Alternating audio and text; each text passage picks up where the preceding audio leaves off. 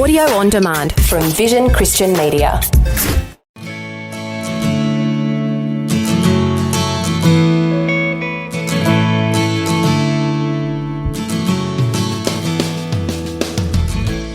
I tried to change my husband for 20 years by telling him how to be a good husband and how to do marriage. And he fought me for 20 years. And after 20 years, I suddenly realised it hasn't worked. God said in the book of Genesis that it is not good for man to be alone. I will make a helper who is just right for him. It is clear throughout the scriptures that marriage is a partnership, and God has designed men and women differently, all to our benefit. Unfortunately, it is those differences that can get us into trouble. Today's guest is Peter Sorkia, a counsellor, life coach, teacher, author, and former fashion designer. We're going to explore some of those differences and some of the keys to a successful, God-honouring marriage. It's Peter Sorkia, along with my wife Kate, and I'm Brett Ryan for Focus on the Family, Australia.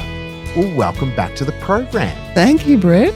Thanks for having me. Well, this is great. You're a great friend of Focus, and you've been on our marriage retreats doing counselling for us and come into the studio a number of times. So it's just very easy to talk to you. So we really look forward to having these conversations. So let's roll our sleeves up and let's get right into it.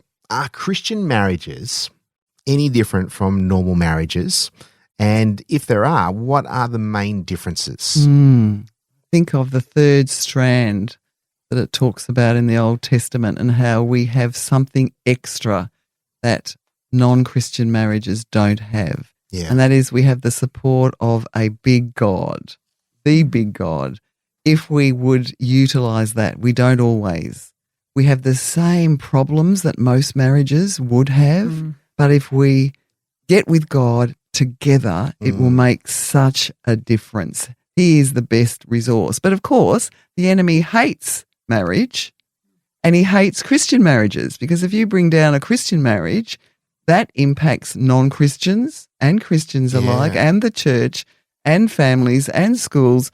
So Christian marriages are definitely on his radar. Yeah, but we still have the same issues. We do. Communication and conflict and family of origin, all the things that are in what we refer to in our marriage events that we host. But we have that third party, that extra resource, so to speak. But that also comes with a bit of pressure, I should imagine, as well. I think if you are a wife or a husband in a Christian marriage, you do expect a lot from your spouse. I know in the early days, I was a very new Christian when I was first married. My husband had been a Christian about 9 or 10 years and a pastor to boot in Mauritius, where he's from. So I thought that he would be perfect. But hey, guess what? He wasn't perfect. And I couldn't quite understand that. Perfect. No, he wasn't. I couldn't understand that. Why wasn't he perfect? He was the Christian. He was the pastor. Yeah. He was my husband. He helped me find faith. So, yeah, we can put those expectations on our spouse, and they're just unreal, because we're all sinners, we all fall, and we all are human. Yeah. I think one of probably the big things is that as Christians, we know that we need to humble ourselves and believe what he says and how to do it his way. I think we spend a lot of time thinking we know how to do things, and we don't. And then we see it all go to pot, and then we go, well, maybe we'll go God's way and see how that goes. Oh, what a surprise. That works a whole lot better. And it often starts with humbling ourselves and acknowledging that we don't know how to do something. Speaking from experience, are you, Kate? Not at all. Right. I might have different opinions about that. Of course, yes. Of course. Humility is such a big thing in Absolutely. marriage, because we do think we know it all. And as wives, we think we definitely know it all. And as husbands, we do know it all. So we do have this pride position, know-it-all position. This is how you should be a good husband. I tried to change my husband for 20 years by telling him how to be a good husband and how to do marriage. And he fought me for 20 years. And it was only after that, we've been married 40 years in July, by the way. Congratulations. Thank you very much. That's awesome. I better remind him. It's the big one this year. And after 20 years, I suddenly realised it hasn't worked. Yeah. It's time, God, that I look at myself. And that was the change that started Yeah. everything changing. Yeah. Well, that's the only person we can work on. Yes, I didn't know that. I'm a slow learner, Kate. Well, as a counsellor, what are you seeing in your clinical rooms? Are people coming in just because they're in crises, or are some of them actually doing it proactively? Are they actually coming to see you and just having a third party? There's a big shaking of my head going on here. No, it's always in crisis. Yeah. Always in crisis. And I have an office room in my house that I use, and I have a beautiful couch there, which is the size or the length of a single bed, because it is a day bed. Yeah. And when the couples come to me at first, they sit on opposite ends of that couch. Yes. They talk about each other, he, she, Yeah. and they don't look at each other in the eyes. So I have to do something with the help of God, because I cannot do this without God. Absolutely. Yeah. I have to do something with God's help and leading and direction to get those two sitting next to each other, looking at each other and calling each other by their names. And thanks to God, it does happen. But it takes a long time. Yeah. What are some of the issues they come in with? She does this, he does that. Blame. Yeah. Log and spec. Yeah. I've got a big log, but I think you've got the log. And it's always the other person's fault. So that's an absolute given. Misunderstandings about what's happened. And why does that happen? Lack of communication. That's the biggie. Yeah. Which we should talk about. We'll talk about more about how to be, because there's many people listening right now and going, this could be us. This could And be us. selfishness too, Brett, Kate. Selfishness. I think that this is what I deserve. This is what I need. This is what you need. You're listening to me and thinking, well, that's what I do need. Well, you might need that, but what about your spouse? They need something as So well. unmet expectations Yeah. or unfulfilled expectations Yes. or wanting X, Y, and Z. Yes, And the person can only deliver A, B, and C. that's right, because we're talking about males and females here. Hey. We really are that different, are we? Oh, there's a lot of research around that. Yes, we are. And so what are those differences between men and women? What are the biggest things? I mean, I know there's physiological changes, so obviously, differences. Apparently, men's brains are bigger than female brains. Yes. Did you Go know that, figure Brett? that. You've got a bigger brain there than Kate. Yes. Yes. However, Doesn't mean I use all of that part. that's it. You've hit it on the head. We women are very efficient with our left and right hemispheres and the synapses and all the wiring that goes between the two hemispheres, whereas men do one thing and do it very well and are very focused. Now, I know I'm stereotyping, but research backs this up. Yeah. So women, we can go into a room and look and glance, and in a second we can work out a whole lot of things that are going on in that room. Whereas a male will go in and think, okay, where's the drink, where's the food, where's the whatever. Yeah. And so single-minded, but the women, we're jumping from A, B, C, D. And that's why it's very hard for us as women to actually focus on one thing and get one thing done, because we're so busy doing 10 things at once. Yes. But we are meant to complement each other. That's why God made us like this. Yes. So we are, as women, we are the helpmeet, the helper. We come along and we help our husband, who's thinking of one thing, to see the peripheral stuff going on, to advise him, and he doesn't have to go with it. But we are there to explain and point out and give him some other dimensions of attention that he should be looking at. Yeah, it's very good. And I guess the other thing is I'm probably a little bit different because I'm much more sensitive and a much more emotional side, but a lot of guys aren't necessarily have that ability to connect emotionally. And women may be accused, oh, you're just being emotional. Speaking about that. Oh, red flag to a bull when people. I often cite the Psalms. Okay, there was David writing many of those Psalms and being very emotional And vulnerable. And vulnerable. And some people who are very learned in the scriptures say that he was, and maybe in the area of psychology, say that he was depressed, clinically depressed. So that's interesting to think about, David. But what did he do with that depression? What did he do with that? He let it out. He spoke to God.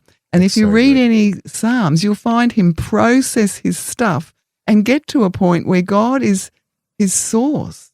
God is the answer. So that's what we need to do. Many men may, not you, Brett, thank goodness. Kate, you got a good one. Yeah, I do. I've got He's a keeper. I'll keep him. Yeah, that's right. We'll just dwell upon that for just a few moments, shall we? Okay. You want to talk about you? I'm happy to go there with you, Brett. No. Yeah, so some men perhaps are a bit less emotionless. My husband is certainly like that. He can feel things, but not necessarily all the time. Yeah. And he says to me sometimes, too much emotion. I say, well, God made us like this, women. And if you want to change things, go and discuss it with God, because I'm who I am. And thank God that you've got me and I've got you. So he can keep me on track and I can bring some added sides to the picture for him. Yeah. Is there any other differences that we should be aware of? Or, I mean, some of them are very obvious, but are there any other differences at this time to actually just articulate and say, okay, God has made us so fearfully and wonderfully and uniquely made. He doesn't make mistakes. And it's not one is better than the other. And we should utilize those skills and those opinions in equal terms. I think the main one, as I've mentioned, is the single focus of men and the spaghetti brain of women. I think that's the main one because that leads into so many different areas, Brett. So I think that just recognizing that your husband cannot read your mind, wife, if you are listening to this, he cannot understand where your mind is going when he should know this because I've told him, you're saying. But no, he didn't. He doesn't get it because he doesn't get it. Or if he loved me, he'd know. Yes. If he loved me, he'd know He because knew me. that's right. But no, he does. He loves you and he doesn't know. So, and we can nag him as women, but that's going to just not get you anywhere. No. So recognizing your husband doesn't and can't read your mind, and husbands recognizing that she is reading your mind, but she's getting a different picture.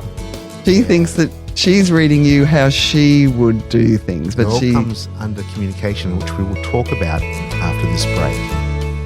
Our guest today is Peta Sorkia. She's a counsellor, life coach and teacher, and we'll be back after this break.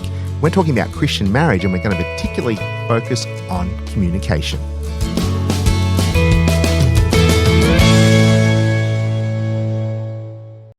The Word for Today is Australia's most widely read daily devotional, designed to give you practical teaching to keep you focused on your relationship with Jesus. Read it online or subscribe to the free printed edition at thewordfortoday.com.au.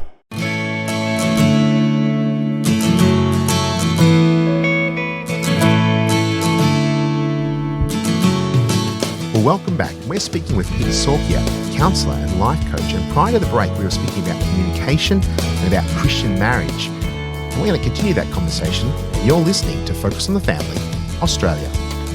So, Peter, just before the break, we started talking about communication. Can you share with us how couples actually communicate and how we do that poorly at times? What are the most damaging ways of communicating? Right. Well, the Gottman Institute in America has got around 35 plus years of research around this bad communication. Yeah. And they do something interesting. They actually put people into labs and they stay overnight and they record them and they set them up with different exercises which are going to trigger them. Yeah. And they Nice. can, that'd be fun, wouldn't it? Yes. How to spend a fun weekend. Let's go to the Gottman's Institute. And so they have discovered after their research, many, many years, that there are divorce predictors to over 95% if people use any of these methods of communication. Wow. And I know you're listening to this on the other side of your radio and you're thinking, what are they? I need to know what these are so I don't do them. Or my husband or my wife probably does them, but we all do them. And this is what they are, what they've discovered. And they call them the 4 horsemen of the apocalypse. So this is what they are. This is the way we communicate in a negative way. Contempt, criticism, stonewalling, and defensiveness. So let me unpack those a that'd be little. great. So contempt is when you put someone down, you put your spouse down, and you are contemptuous, you are superior. It can be just a noise, a rolling of the eyes. Oh, who do you think you are? That's contempt. And where does that place your spouse? It's awful. What about the next one is criticism. You always do this. That's blame. That's accusation. Oh, you never. You always. Those 2 words are killers. Yeah. Stonewalling. Many of us do this if we have a family of origin of avoidance tendencies. I always say about avoidance, it's good, it works for a while, but it doesn't work long term. Yeah. It's not real good. So it's basically not talking to them at all, sort of turning away from Yeah, them. stonewalling, you just don't go there. You leave the conversation. You walk away in the middle or the end of it and you don't visit it again. You don't talk to them and you just put them at a distance. Give them the silent treatment. You mentioned the family of origin, so just quickly, if you could explain what that is. So family of origin is where you grew up, who you grew up with, your family. So it's your significant other, maybe usually the mother, but that would be your mum, dad, or wherever you've been brought up. And it's normally those first 12 years are the impacting years for the rest of our lives. So we form our personalities in the first 12 years, and the rest of our lives we try and work on our personalities. So that's the rest of our days, because they're so impactful, particularly the first 2 years where it really hits home, whatever goes on in those years. Yeah. Great. And if any listeners would like to have a survey that we have produced here at Focus on the Family, you can send us an email and we'll be more than happy to send out that survey.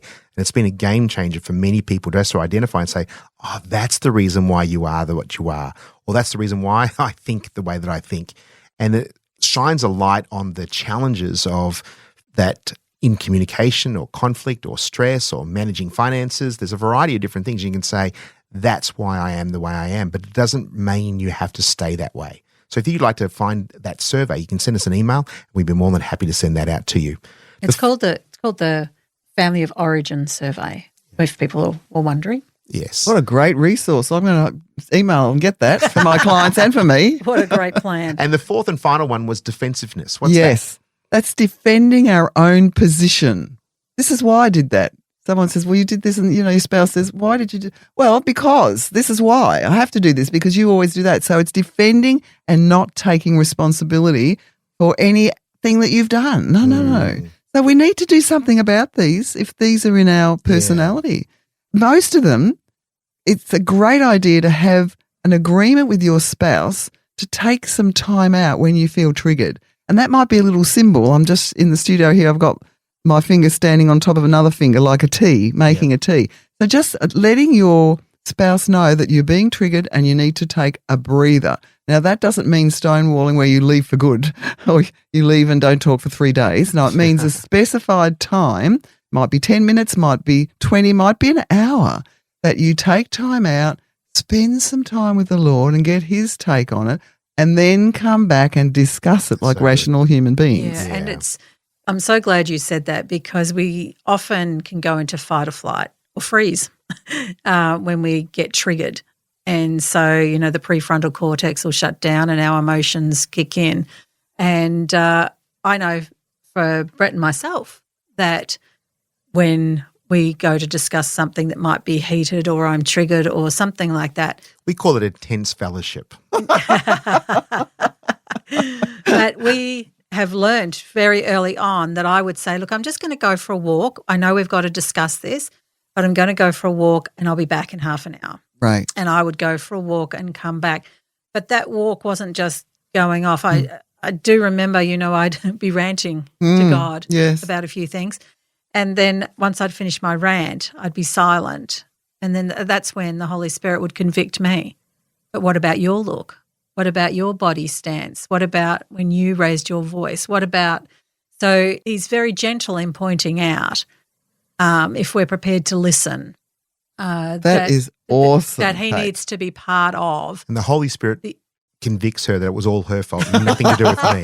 He likes to think that that's what happened. But, to me, that to be able to regulate myself with God. So, yes, we can regulate ourselves normally if we don't know God, but to regulate ourselves with God means that then we can humbly come before him and say, yes, but where did I go wrong in this? Yeah. For me to be able to go and spend time with God and come back and approach it in a far better way.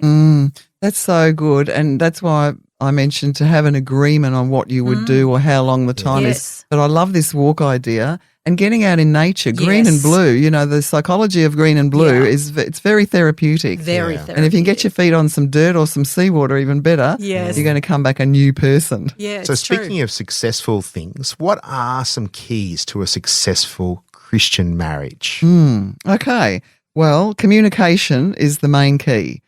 And Most of us don't do it well, and that's the biggest problem as a couple present to me, sitting on opposite ends of the couch and not looking at each other, and he, she, this.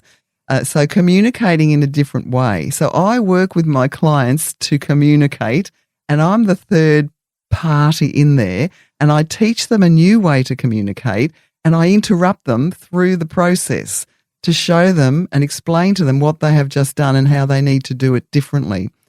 So someone that created this, a psychologist who now has passed away, Marshall Rosenberg, he called it non-violent communication, but I prefer to call it compassionate communication. I like that better. Yeah, it's much nicer. And some practitioners in that call it that, the compassionate communication. So I teach all my couples to do this. So the first thing is, it's to observe and speak out what you are observing in a non-judgmental way.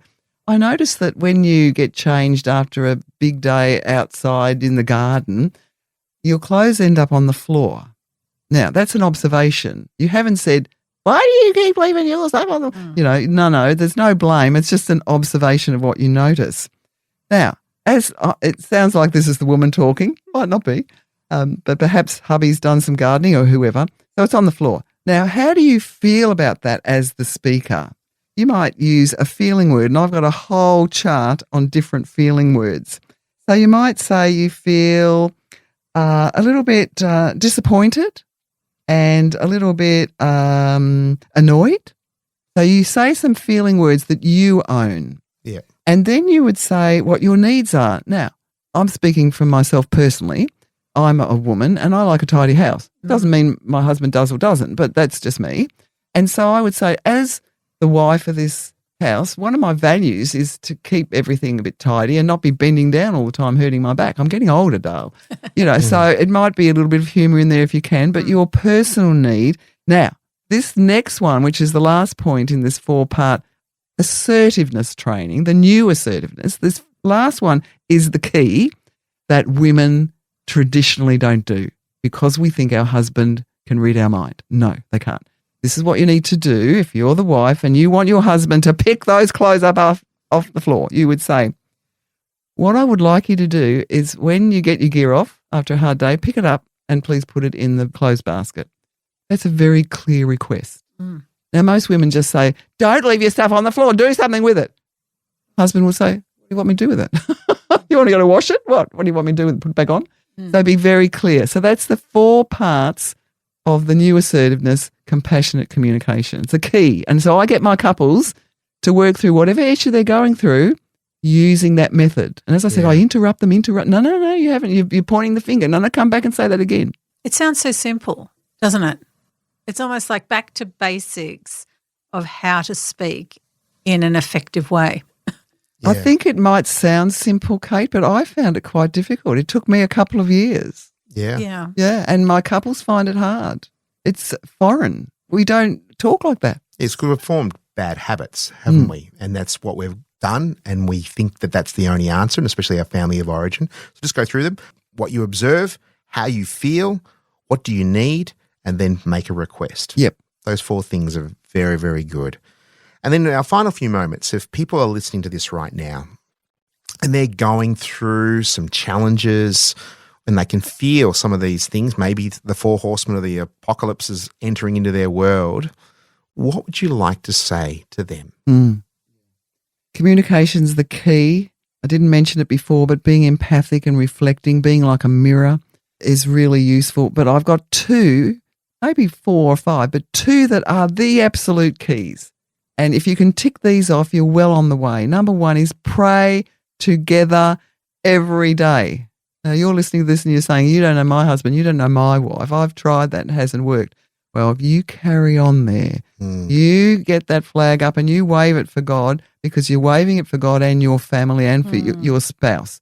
So you start as you mean to go on. You start it, and if you have to continue it, you continue it. But hopefully your spouse is going to get the hint and maybe even join in with you.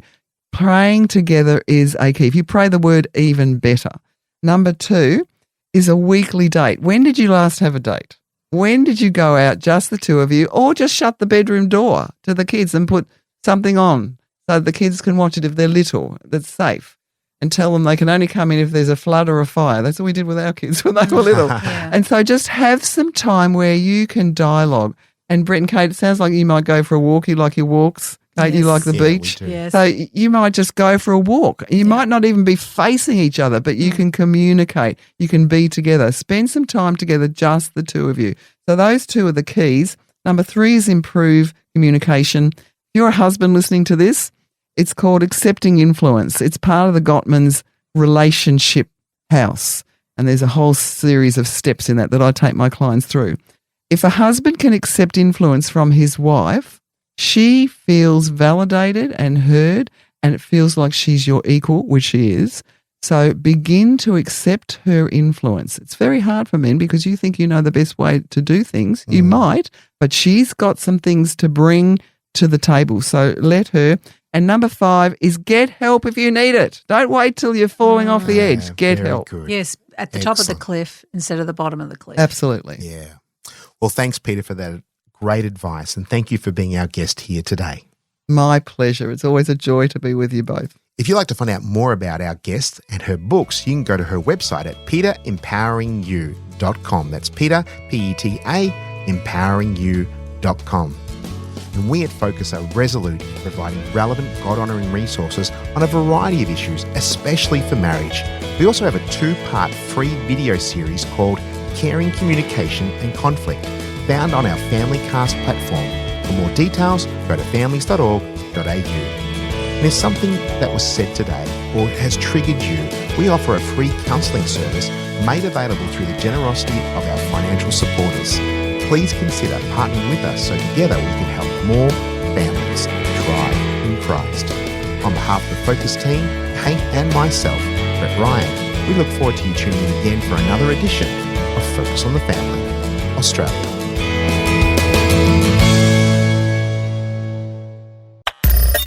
Thanks for taking time to listen to this audio on demand from Vision Christian Media. To find out more about us, go to vision.org.au.